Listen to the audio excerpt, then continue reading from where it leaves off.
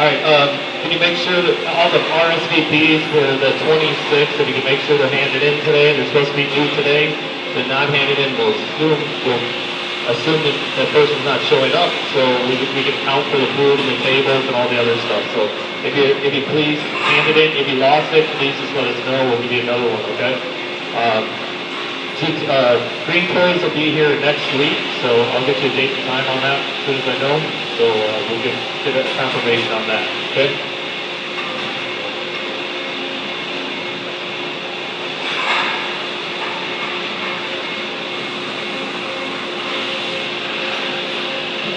All right, so they're still working on the problems in the foaming department. The process of brake rotations normally takes about 45 minutes since we rotate brakes, feeding team members in and out of break room as the other team leaders and group leaders cover until everyone has had their break time.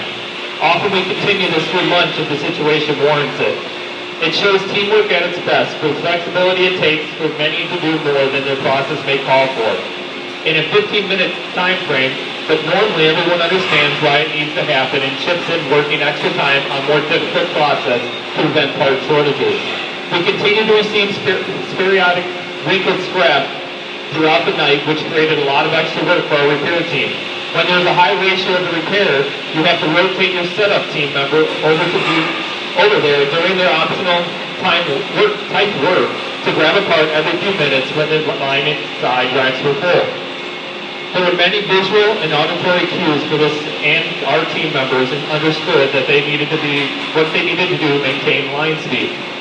Our setup and repair team members were somewhat specialized in the responsibilities, so it took some maneuvering in our manpower to free up those individuals to remain on those processes until our situation improved.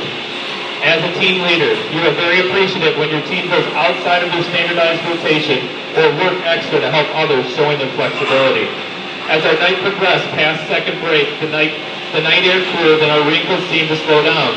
The team leaders in the monofoam process did everything they could to minimize the scrap as well as document all the chemical parameters to better prepare for the next humid evening.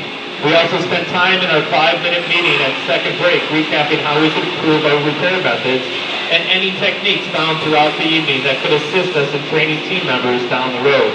At Toyota, we documented all we could to ensure we get past the symptoms to the root cause. Some of those evenings I spent in the reactive mode, I wouldn't have traded for anything. That's when your team learns how to handle the unthinkable, and one team member seems to split into two when it gets tough. It is as if you read each other's minds when tasks are needed accomplishing, all without missing a single beat to the assembly. In conclusion, the night ended with about 1.2 hours overtime. All emergency stock was made up and accounted for, and our IP repair team gained a little more experience out of the honing their skills for tomorrow. We all learned a little more about understanding the environment, how small changes in the air can be detrimental to our process capabilities. Lastly, we gained mutual respect and trust for one another, knowing when problems came up, everyone would play a role in keeping the cars rolling down the line. Those days in the line were priceless, to say the least.